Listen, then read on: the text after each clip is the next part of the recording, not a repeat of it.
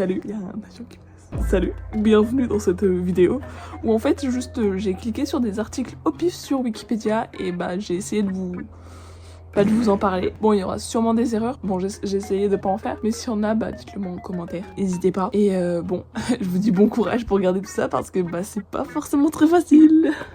C'est le Wikiki, c'est parti mon kiki. C'est le Wikiki, c'est parti mon kiki. Gertrude est triste. Car il y a une semaine, Gertrude est allée voir sa copine Pamela. Et pour lui faire plaisir, elle lui a apporté un super cadeau. Du lait bien frais de ses biches. Chouette, non ? Sauf que quand elle est arrivée et qu'elle a ouvert le bidon, catastrophe. Le lait avait tourné. Life could be a dream if I could take you up in paradise up above. Parce qu'en fait, le lait, ça se conserve hyper mal. Sans frigo, en quelques jours, c'est fini. Enfin bref, c'est pour ça que... Oh, Gertrude ? Mais elle fait quoi ? C'est quoi ça ? Attends, quoi ? Et en plus, ça se garde des mois et ça se transporte encore plus facilement. C'est sûr, ça évite les cadeaux éclatés, hein. Ça s'appelle comment ? Du lait en poudre. Mais comment elle a fait ça ?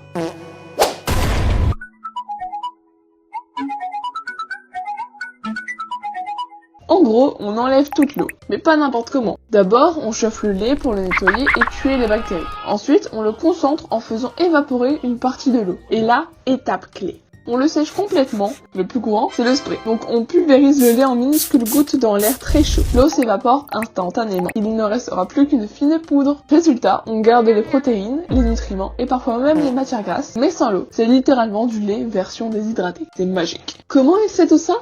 Hein ? Ah oui. Quoi ? Bon, en fait ça ne date pas d'hier. Le premier à avoir eu l'idée moderne, c'est Ossip Kryczewski en 1802. C'était un médecin russe qui a trouvé un moyen de déshydrater le lait. Mais attention, à ce moment-là, c'était encore très expérimental. La première vraie production commerciale arrive un peu plus tard, en 1832, grâce à un chimiste russe. Et ensuite, plein d'inventeurs ont amélioré le procédé, jusqu'à que ça devienne un produit utilisé partout. Donc en résumé, une idée au début du 19e siècle qui a fini par révolutionner notre façon de consommer le lait, c'est le lait en poudre. Pour vous dire, le lait en poudre a eu une si grande influence qu'il a littéralement fait reculer l'allaitement naturel des nourrissons. C'est le Wikiki, c'est parti mon kiki. C'est le Wikiki, c'est parti mon kiki. Alors celui dont je vais vous parler là, il a un nom pas très hihi-haha. Je vous présente 34521 2000 SA 191. Oui, clairement, ils auraient pu faire un petit effort. C'est un astéroïde, et plus précisément un astéroïde troyen de Jupiter. Donc c'est un orbite qui partage l'orbite de Jupiter. C'est un caillou de l'espace qui tourne autour du Soleil, mais toujours en lien avec Jupiter. Il a été découvert en 2000 par le projet Lincoln Earth Asteroid Research aux États-Unis. Niveau taille, il fait environ 29 km de diamètre. Oui, c'est un gros caillou du coup. Son orbite, elle est un peu spéciale. Il tourne autour du Soleil à environ 11 ans et demi. Il reste coincé dans une zone qu'on appelle un point de Lagrange. En gros, c'est un endroit où la gravité du Soleil et de Jupiter s'équilibre. Du coup, l'astéroïde reste stable, sans se barrer dans l'espace. Lui, il est au point L5, derrière Jupiter sur son orbite. Il est caché. Niveau trajectoire, il n'est pas parfaitement rond dans sa rotation autour du Soleil. Il a une petite excentricité, mais rien de fou. Et il est un peu incliné aussi. Donc il ne fait pas un cercle bien propre, il est un peu en mode freestyle. Petit détail intéressant, il réfléchit très peu la lumière. C'est-à-dire qu'il a un albédo qui est très bas. Donc il est très sombre, ce qui donne un gros caillou noir dans l'espace. Et pour finir, on connaît ses caractéristiques grâce au télescope spatial appelé WISE, je crois qu'on dit ça comme ça, qui observe l'espace en infrarouge. Donc il va voir même les trucs sombres comme lui. En résumé, c'est un gros caillou sombre de 29 km qui suit Jupiter comme un pot de colle, planqué dans un point stable de l'espace depuis des millions d'années. C'est le Wikiki, c'est parti mon kiki. C'est le Wikiki, c'est parti mon kiki. De 1997 à 2007, en Irlande, c'était un peu la belle vie. L'économie explose, tout va bien dans le pays, et il se développe à fond. On appelle même ça le tigre celtique. Pourquoi ? Parce qu'il y a eu peu d'impôts pour les entreprises. Et les taux d'intérêt de la Banque Centrale Européenne sont super bas. Donc en gros, tout le monde emprunte de l'argent facilement. Sauf que ça a créé un gros problème, une énorme bulle immobilière. Les gens achètent plein de maisons, les prix montent, et puis en 2007, pouf, la bulle éclate. Les prix s'effondrent, les gens ne peuvent plus rembourser leurs prêts et les banques commencent à s'écrouler. Et là, tout s'enchaîne. Le chômage augmente super vite, l'économie plonge et l'Irlande devient le premier pays de la zone euro à entrer en récession. Ça veut dire régression, ralentissement ralentissement économique. À un moment, il y a plus de 326 000 chômeurs, un record. Même politiquement, ça part en vrille. Le parti au pouvoir, le Fianna Fáil, perd complètement en popularité. En 2009, t'as plus de 100 000 personnes qui vont manifester dans les rues de Dublin. Et la bourse s'écroule aussi, elle passe de 10 000 points à moins de 2 000. Mais le pire reste à venir. Pour essayer de sauver le pays, le gouvernement fait des énormes coupes. Genre 30 milliards d'euros en moins dans le budget quoi.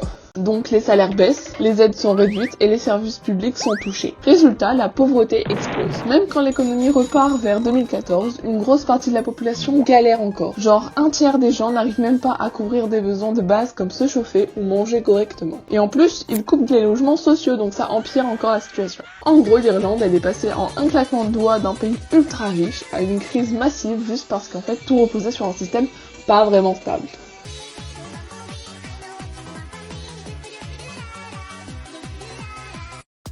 C'est le wiki, c'est parti mon kiki, c'est le wiki, c'est parti mon kiki. Là maintenant, on va parler de le Papilio artistodemus, aussi appelé le macon de Chauss. C'est une espèce de papillon de la famille des Papillonidae. Donc c'est une famille qui comporte 640 espèces de papillons. On trouve surtout dans le sud de la Floride, mais aussi dans les Caraïbes, donc dans Bahamas, Cuba, etc. Donc clairement, il vit sa meilleure vie au soleil. Niveau taille, c'est pas un petit papillon parce qu'il peut faire entre 9 et 12 cm d'envergure. Donc quand il passe à côté, bah tu le vois. Visuellement, il est assez stylé, il a un corps noir, des ailes avec des bandes jaunes, et à l'arrière, une petite queue, comme beaucoup de papillons de cette famille. Et là où ça devient cool, il y a aussi des touches bleues et de rouge irisées sur les ailes. En gros, il brille un peu selon la lumière. Après, comme souvent dans la nature, chaque individu peut être différent. Petit cycle de vie rapide.